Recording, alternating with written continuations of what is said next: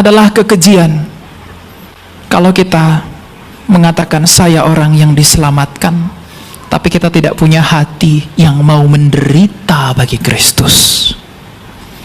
Adalah kekejian bagi orang Kristen mengatakan aku pasti diselamatkan, tapi pada saat yang sama ia tidak mau menanggalkan manusianya yang lama. Dan adalah kekejian bagi orang yang mengatakan aku sudah diselamatkan, bagi orang yang tidak mencintai salib Tuhan.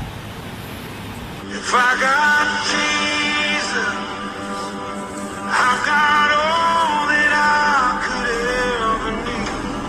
Take the world away. Shalom. Shalom. Saya berterima kasih kepada Allah Tritunggal yang Maha Kudus karena perkenanannya kita dapat bertemu. Saya berterima kasih kepada Bapak Gembala dan Ibu Gembala KSJS Surabaya. Kita akan belajar firman Tuhan.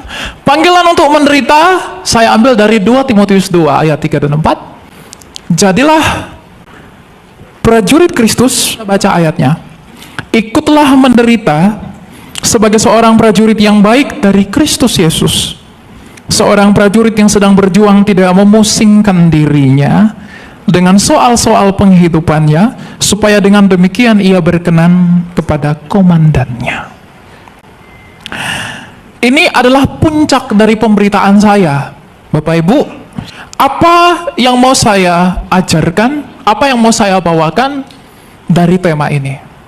Maka sekarang kita belajar bagaimana penderitaan Kristus dan panggilan untuk itu. Maka siapkanlah hatimu, siapkanlah pikiranmu untuk menyambut dan juga melihat tentang misteri ilahi, berita penderitaan, berita Injil yang menggetarkan langit dan bumi.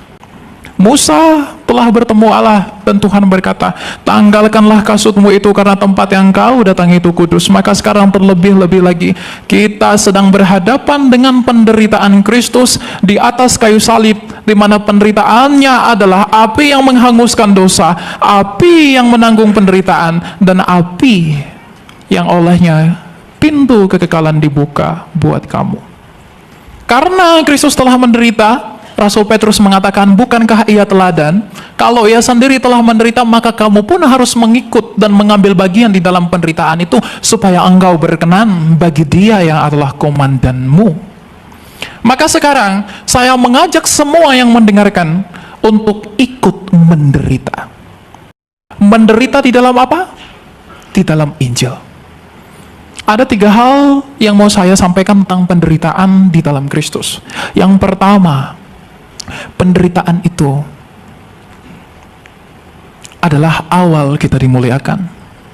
Yang kedua, penderitaan itu adalah pemurnian jiwa kita. Dan yang ketiga, penderitaan itu adalah jalan yang kudus.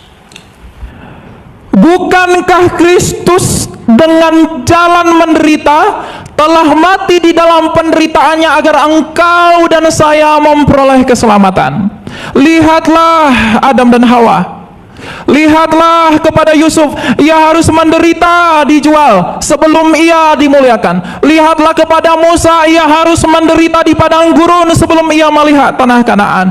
Lihatlah kepada Habel yang menderita dan dibunuh demi kebenaran oleh Kain. Dan lihatlah para nabi bangsa Israel yang telah mati dan menderita oleh karena kebenaran. Karena kebenaran itu tidak kompromi dengan apapun. Kebenaran Injil Tuhan itu menyinggung semua orang. Kalau Injil itu tidak menyinggung, itu bukan Injil. Karena Injil datang sebagai kabar yang kudus, sedangkan kita yang menerimanya begitu berdosa. Maka Injil itu akan membuat kita menderita agar kita sama dikuduskan sebagaimana Kristus menguduskan umatnya. Ketika engkau mau menghasilkan emas yang murni, maka emas itu harus dibakar dengan api. Maka Injil Tuhan, mengikut Tuhan, engkau harus menderita untuk mendapat hati yang murni.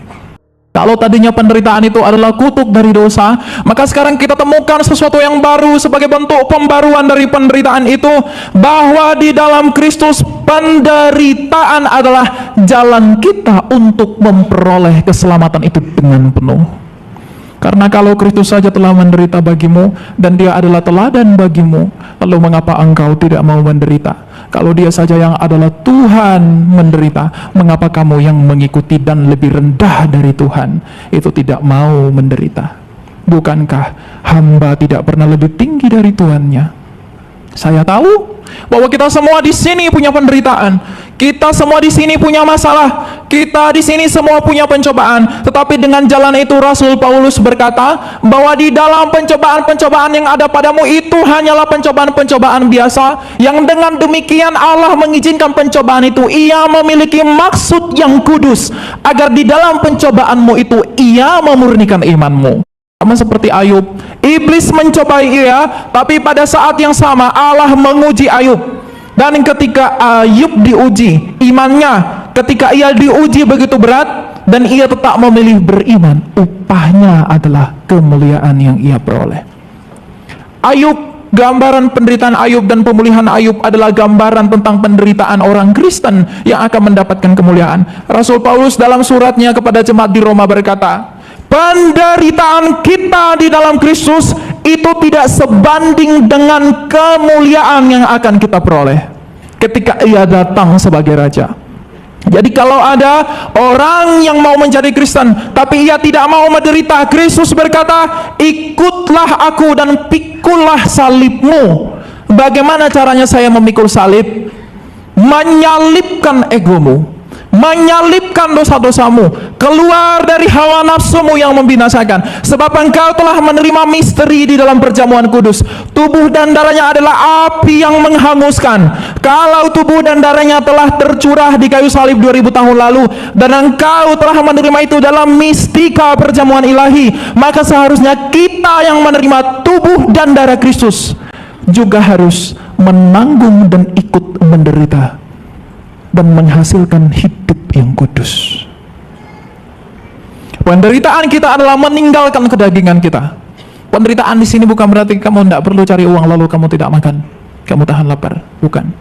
Tapi penderitaan di sini adalah bagaimana kita setiap hari berusaha untuk melawan apa yang daging kita ingini, sehingga kita semakin lama semakin sempurna dengan Kristus.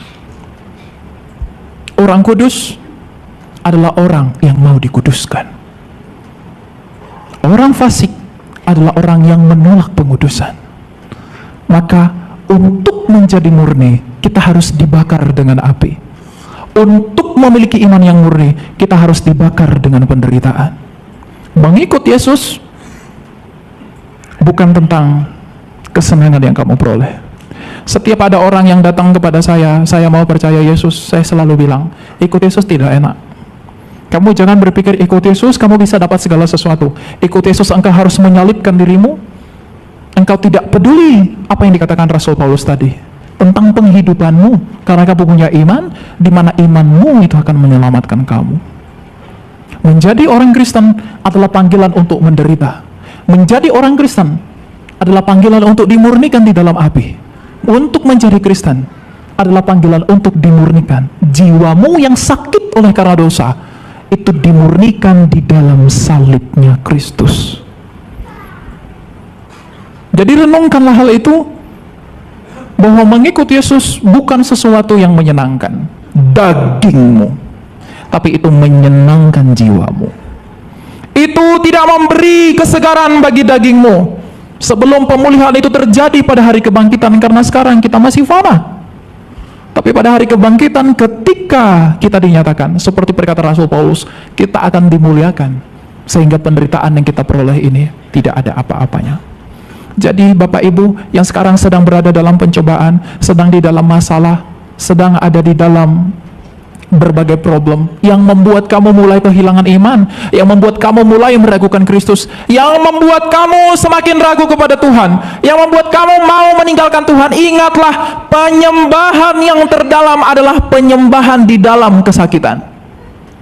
Ketika engkau menyembah Allah di dalam sukacitamu itu hal biasa, tapi ketika engkau menyembah Dia dan sambil dan pada saat yang sama engkau menderita, begitulah penyembahan yang sejati. Karena sebagaimana Kristus sendiri, Ia berseru kepada Bapanya di dalam kesakitan, Ia berkata, "Ya Bapa, ampunilah mereka sebab mereka tidak tahu apa yang mereka perbuat." Ia mengagungkan Bapaknya yang adalah sumbernya di dalam penderitaannya. Dan kalau ia teladan, maka engkau dan saya harus mengikuti dia yang adalah teladan itu.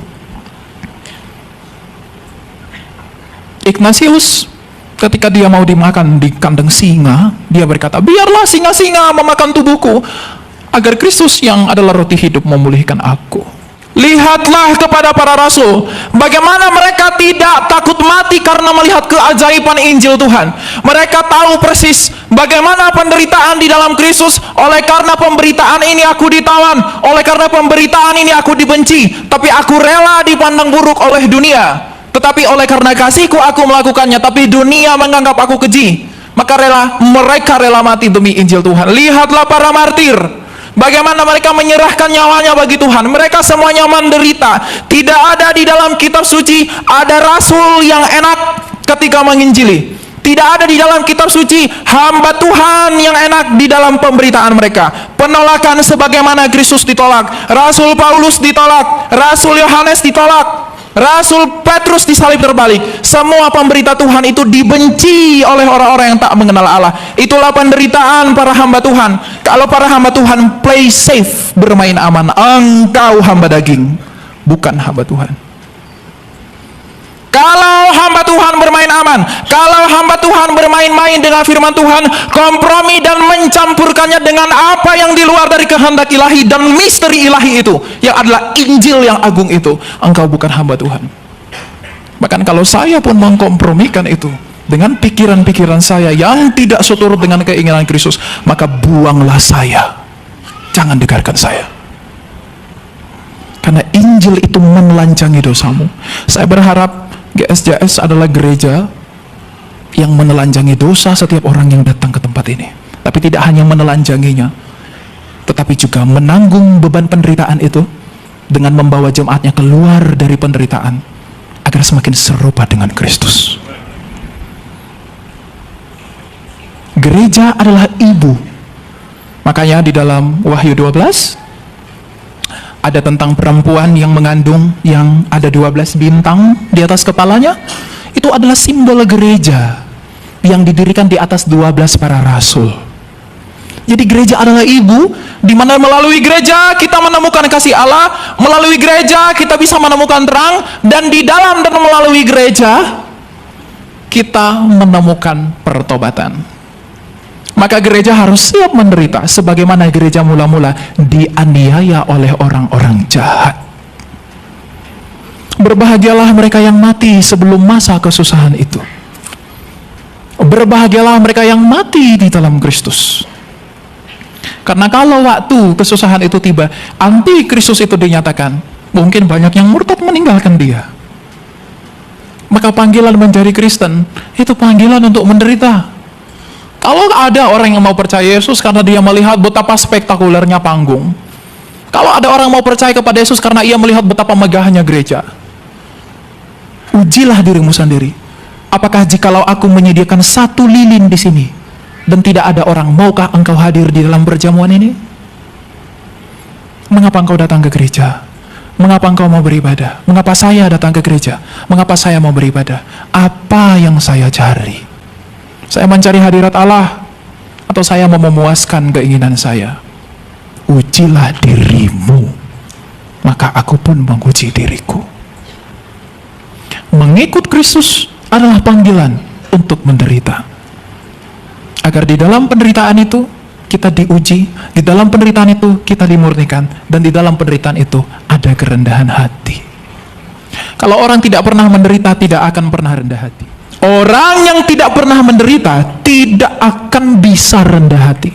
Karena di dalam penderitaan itulah orang Kristen memahami betapa agung dan besarnya kasih karunia Allah.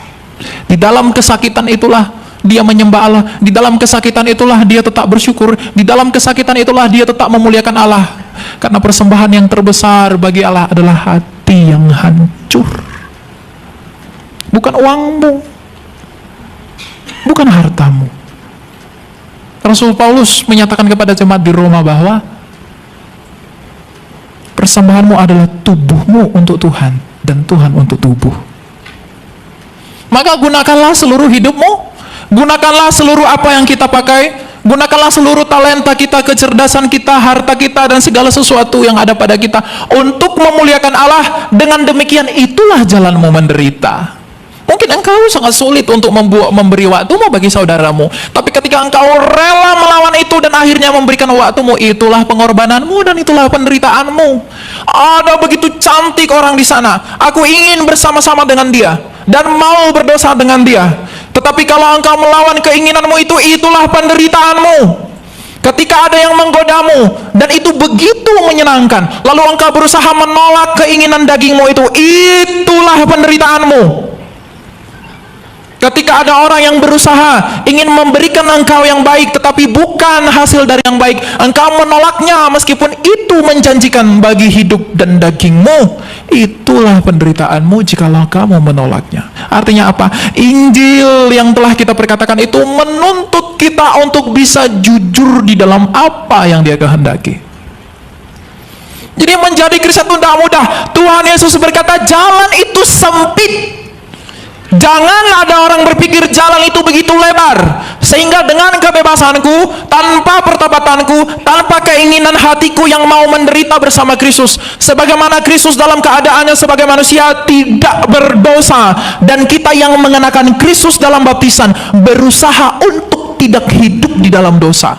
Orang yang seperti itu adalah orang yang diperkenankan Allah. Sekarang tanyakan pada hatimu, apakah engkau mau rela menderita, melepaskan semua keinginan dagingmu, melepaskan semua hawa nafsumu yang membinasakanmu, melepaskan semua yang membuatmu semakin jauh dari Allah dan semakin hidup di dalam dosa? Kalau kita tidak mau melepaskan itu, berarti kita tidak mengenal Tuhan. Adalah kekejian kalau kita mengatakan saya orang yang diselamatkan, tapi kita tidak punya hati yang mau menderita bagi Kristus. Adalah kekejian bagi orang Kristen mengatakan aku pasti diselamatkan, tapi pada saat yang sama ia tidak mau menanggalkan manusianya yang lama. Dan adalah kekejian bagi orang yang mengatakan aku sudah diselamatkan, bagi orang yang tidak mencintai salib Tuhan. Karena mungkinkah ada cinta tanpa pengorbanan? Adakah cinta tanpa pengorbanan? Bagaimana kamu tahu bahwa Allah itu mengasihimu?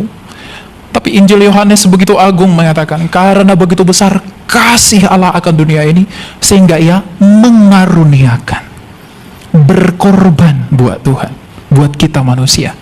Maka kita pun harus mau melakukan hal yang sama, mengorbankan waktu kita, mengorbankan pikiran kita, mengorbankan apa yang ada pada kita bagi kemuliaan Allah.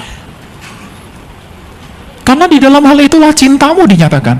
Mungkinkah engkau menyatakan aku mencintaimu, tapi engkau tidak mau berkorban bagi dia yang kamu cintai? Untuk itulah mengikut Yesus adalah panggilan untuk menderita.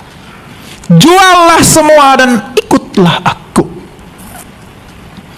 Tinggalkan semua dan ikutlah aku. Biarlah orang mati menguburkan orang mati. Ini sulit kita terima, tapi itulah kebenarannya. Tapi ada penghiburan bagi kita, bahwa orang Kristen yang mengaku sebagai Kristen, kalau kita punya hati, punya motivasi yang kuat di dalam hati kita, di atas perenungan kita akan salib Tuhan itu, kita mau berubah, kita mau keluar dari kesalahan kita mau keluar dari segala kenajisan kita mau keluar dari segala dosa-dosa kita. Tuhan akan memampukan kita kalau kita mau untuk keluar. Jangan hina karunia Allah dengan menghamba pada dua Tuhan. Engkau tak bisa. Ini bukan teguran buat Anda, ini teguran buat saya juga. Firman Tuhan ini adalah pedang yang menusuk kamu dan menusuk saya. Saya mengatakan ini bukan karena saya sudah sempurna di dalam pertobatan saya, tapi saya mengatakan ini agar kamu semua, kita semua juga ikut berjuang di dalam perjuangan para hamba-hamba Tuhan. Kalau kamu mau cari yang sempurna, tak ada yang sempurna, semua bercacat celah. Tapi keinginanmu itu untuk menjadi sempurna, apakah ada? salib Tuhan itu bukti cintanya. Tapi jangan lupa, salib Tuhan juga bukti pengorbanannya dan bukti penderitaannya. Maka kalau kamu selalu melihat kepada salib, mungkinkah engkau hanya menerima kasihnya tapi tidak mau menerima penderitaannya? Jadi kalau kamu sekarang di dalam masalah, siapapun yang ada di dalam masalah, di dalam pencobaan, di dalam ujian, apapun yang ada dalam hidupmu, ingatlah satu hal, berbahagialah kamu yang sedang diuji. Berbahagialah kamu yang sedang menderita. Di dalam penderitaan itulah kamu sedang diberi kesempatan untuk membuktikan bahwa kamu murni atau tidak. Berbahagialah emas ketika dibakar dalam api agar tidak ada logam-logam yang tidak emas. Berbahagialah emas yang dibakar di dalam suhu yang paling panas agar di dalam ia tidak ada yang tidak emas. Berbahagialah kamu kalau kamu menderita agar di dalam kamu tidak ada kepalsuan. Di dalam kamu tidak ada yang tidak murni.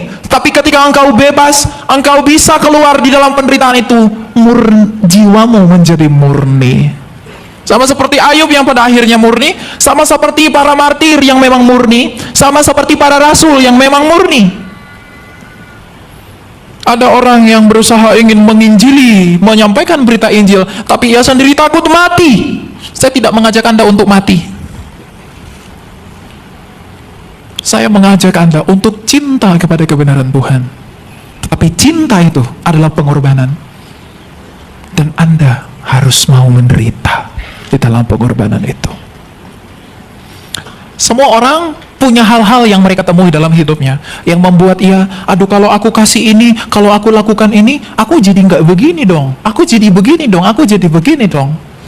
Cintamu dan kasihmu kepada Allah terlihat dari apa yang kamu lakukan itu. Jadi menderitalah bersama Kristus, karena kemuliaan yang akan kamu terima di dalam iman dan pengharapanmu tidak sebanding dengan penderitaan yang kamu miliki.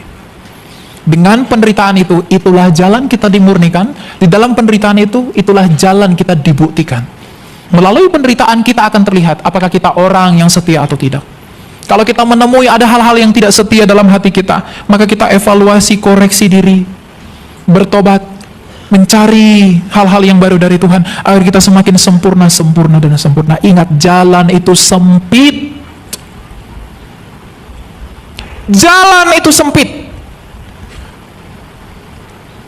Kristus menderita, mengapa engkau tak mau menderita? Puji Tuhan, haleluya, ketika kita memperoleh apa yang kita mau. Tapi mengapa Tuhan begini? Apakah engkau Tuhan? Apakah aduh aku mau cari yang lain aja? Aku mau meninggalkan Tuhan aja karena kamu menderita. Padahal kita lupa bahwa sebenarnya penderitaan adalah cara Tuhan untuk membuktikan kamu orang percaya atau tidak. Kamu orang yang sungguh-sungguh atau tidak. Makanya Alkitab ini begitu agung, Bapak Ibu.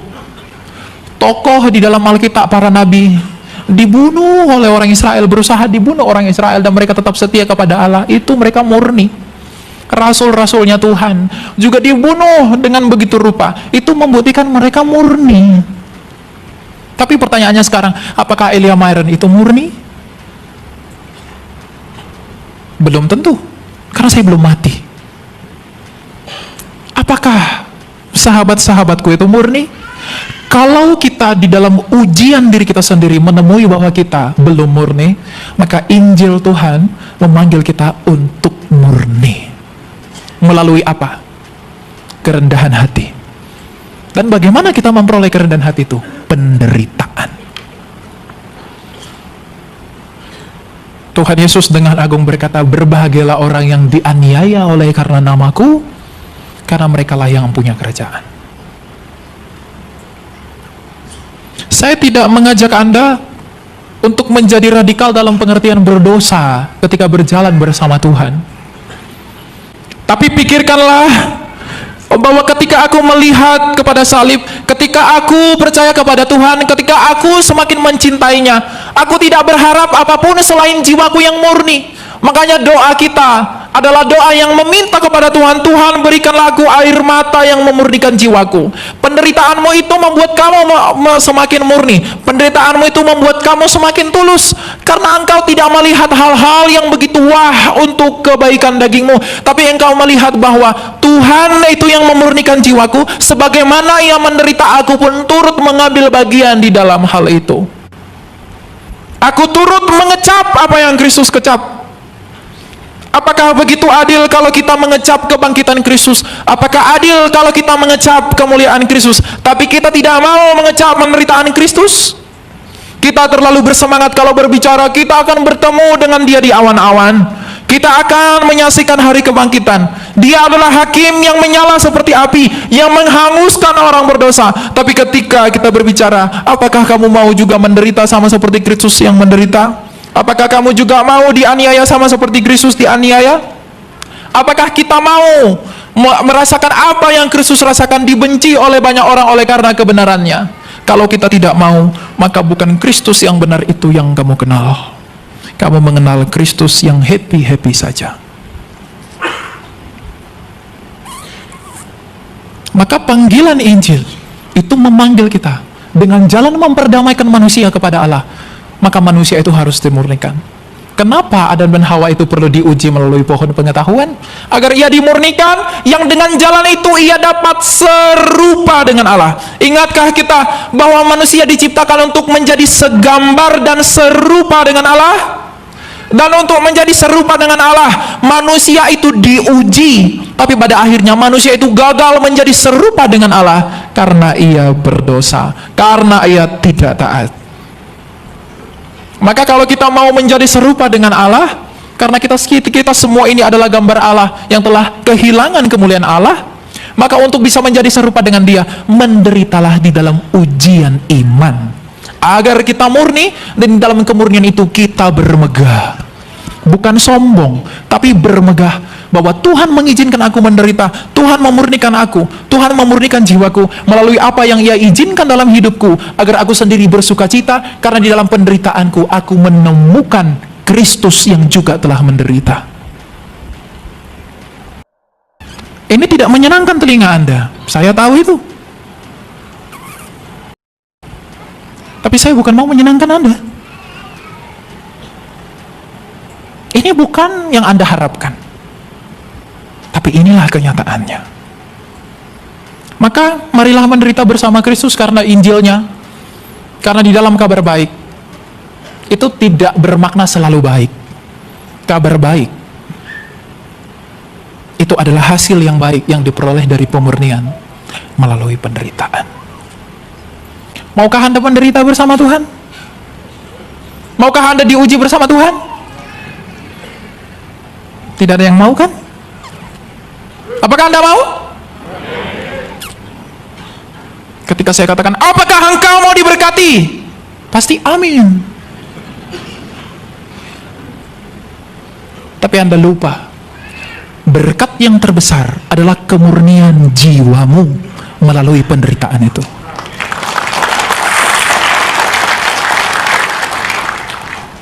Adakah berkat yang terbesar daripada pengampunan dosa? Ada? Tidak ada.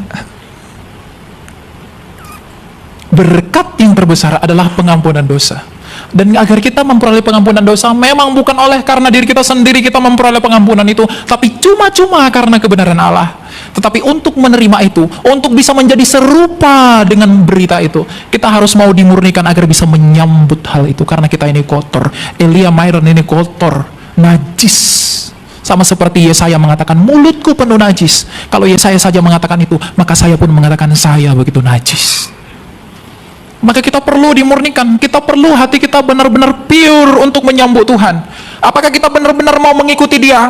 Kalau mungkin ada orang yang mau bertuhan, mereka disejajarkan di depan ini kemegahan, diberikan kejayaan, diberikan kehormatan, lalu ikutlah Tuhan agar engkau memperoleh semua ini. Mungkin banyak yang akan maju, tapi ketika engkau diperhadapkan pada salib, maukah engkau mengikut dengan memikul salib itu?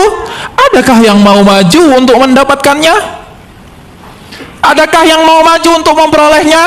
Ini memang pahit, tapi beginilah mengikut Kristus itu. Inilah yang membuat mengikut Yesus berbeda dengan mengikut berhala-berhala. Ketika engkau menyembah dewa-dewa Tionghoa, ketika engkau menyembah dewa-dewa orang Arab, ketika engkau menyembah dewa-dewa orang Mesir, ketika engkau menyembah dewa-dewa orang Yunani, mereka tawarkan semua yang hebat-hebat. Mereka tawarkan yang memuaskan keinginan daging. Tapi Kristus berkata, tanggalkanlah dagingmu itu, pikulah salibmu, berjalanlah bersamaku. Makanya dia berkata, jalan itu sempit. Apa yang membuat itu sempit? Tidak semua orang bisa berhasil melaluinya dengan setia di dalam penderitaan itu. Sedikit-sedikit di dalam penderitaannya dia menghina Allah. Sedikit-sedikit di dalam penderitaannya dia mengecilkan Allah, seakan-akan dia bukan orang percaya kepada Allah. Apakah imanmu tergantung dari apa yang kamu peroleh? Kalau imanmu tergantung dari apa yang kita peroleh, kita bukan orang percaya. Karena apakah yang diperoleh Petrus? Apakah yang diperoleh Andreas?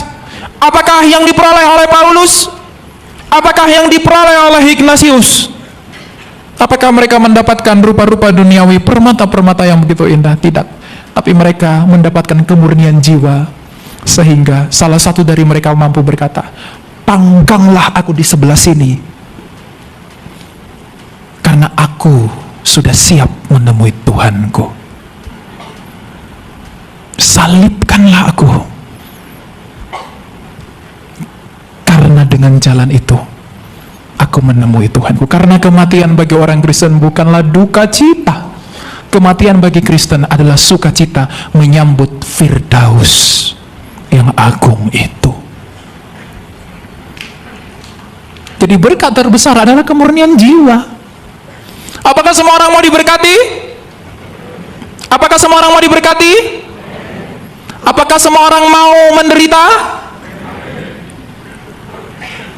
Kok agak beda ya? Saurnya beda gitu. Ya, ingat Bapak Ibu, berkat yang terbesar itu adalah pengampunan dosa, tapi berkat yang tidak kalah besar adalah kemurnian jiwa.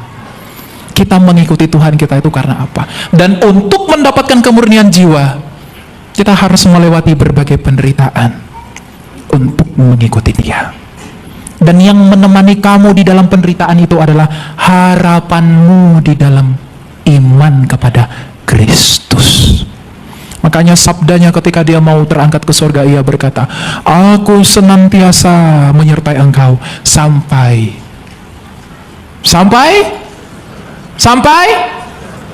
kesudahannya. Pikul salib Tuhan, engkau mungkin berat membawa itu, tapi apa yang dihasilkan oleh beban itu? Kemurnian jiwamu. Tetapi di dalam penderitaan itu, kamu pada saat yang sama memiliki pengharapan dari apa yang kamu pikul itu. Sehingga ketika engkau sampai ke garis finishnya, engkau sampai pada akhir dari pertandingan itu, kita memperoleh kemuliaan. Kita memperoleh pemurnian. Kita memperoleh kemenangan. Karena itulah kemenangan yang sesungguhnya. Kemenangan yang sesungguhnya adalah kita memiliki motivasi, kita memiliki iman, dan memiliki jiwa yang murni. Dan untuk mendapatkan itu semua tidak ada cara selain mau menderita bersama Kristus. Barang siapa yang berhikmat, biarlah ia mendengar. Tapi tidak hanya mendengar, tapi juga melakukannya. Mari sama-sama melakukan dan berjuang bersama, agar tak satu pun di antara kita semua yang akan luput ketika ia datang sebagai Raja, untuk menyongsong dia dalam kebangkitan itu. Karena ia akan mengatakan, engkau anakku yang setia, engkau rela menderita demi aku, engkau tidak menghina aku karena engkau kuizinkan menderita. Engkau tetap bersyukur kepadaku meskipun engkau kesakitan. Engkau tetap memuji aku dengan mulutmu meskipun engkau kesukaran. Engkau tetap bersyukur meskipun aku belum memberikan jawaban. Engkau tetap berharap meskipun belum ada tanda pengharapan itu. Engkau tetap mau setia meskipun engkau di dalam kesakitan. Maka inilah kemuliaan yang engkau peroleh dari imanmu itu. Maka dengan alasan ini tidak ada alasan, tidak ada penderitaan untuk mengikut Kristus. Mengikut Kristus memang harus menderita. Menderita di dalam kebenaran. Inilah pesan Injil. Injil memang kabar baik. Tetapi ingat khotbah saya yang sebelumnya, ada tuntutan Injil itu. Tuntutannya ini, menderitalah, berjuang di dalam perjuangan kita keluar dari dosa-dosa kita. Menderitalah dengan menolak yang lain yang begitu menggiurkan, tapi mengajak kamu untuk keluar dari Kristus. Wah, saya sebagai manusia pasti tergiur, Bapak Ibu. Ditawarkan kekayaan, wow, jabatan apa segala macam. Tapi saya di sini tidak dapat apa-apa. Lalu dia bilang, mari ikut saya, kamu dapat ini. Daging saya itu tergiur sekali. Tapi ketika engkau menolak itu, engkau menutup matamu pada itu semua, dan tetap setia pada Kristus, itulah penderitaanmu. Jadi anak-anak muda yang pacaran beda agama, lalu diajak, marilah tinggalkan Yesusmu itu, sayangku, cintaku. Kalau kamu bersama dengan abang, kamu pasti makan enak-enak. Kamu pasti mendapatkan yang luar biasa. Tapi, maukah engkau bersama-sama dengan aku, tapi meninggalkan Yesusmu itu? Dan malangnya jawabannya, nggak apa-apa bang. Yang penting kita berbuat baik bang. Yang penting kita hormati orang tua. Kalau malaikat itu punya daging, kau ditampol. Apa-apaan ini? Berarti tidak mau menderita, bukan? Gak apa-apa bang. Padahal tadi Rasul Paulus menasehati anak rohaninya Timotius. Orang-orang yang menderita menjadi prajurit Kristus tidak pusing tentang penghidupannya, agar ia berguna bagi komandannya. Jadi kalau orang-orang meninggalkan Yesus karena ia pusing penghidupannya, pusing makan apa, pusing naik apa, maka orang-orang itu adalah orang-orang yang akan binasa dalam kebodohannya. Karena ia mau menukar kekekalan dengan kefanaan. Ia mau menukar emas dengan seng. Ia mau menukar permata dengan batu bata. Ya mungkin Anda bosan mendengarkan ini. Karena dari tadi khotbah saya tentang itu semua. Tapi saya begitu semangat mengkhotbahkan ini, saya begitu semangat menceritakan ini, karena kalau kita merenungkan semua tema pemberitaan Injil ini, semua pemberitaan Alkitab ini, itu adalah tentang keagungan Tuhan di dalam karyanya, yang di dalamnya ketika kita mau mengambil bagian, kita harus melalui ujian yang disebut penderitaan bagi kemurnian jiwa. Tidak ada yang lebih agung, buku apapun tidak ada yang lebih agung dari ini. Oleh karena itu, marilah menderita bersama Kristus. Jangan tawar hatimu kalau engkau menderita, tapi tetaplah berpengharapan, berproses sampai engkau menemukan kemuliaanmu yang akan dinyatakan. Semua bangga punya Yesus? Semua bangga punya Kristus? Semua mau diberkati dong? Semua mau menderita juga? Semua mau setia? Kemuliaan hanya bagi Allah. Sebelum saya mengakhiri khotbah saya mau mengajak teman-teman untuk menyanyikan satu lagu sebagai penutup. Judul lagunya adalah Berilah Terang. Ada liriknya? Saya juga agak lupa soalnya.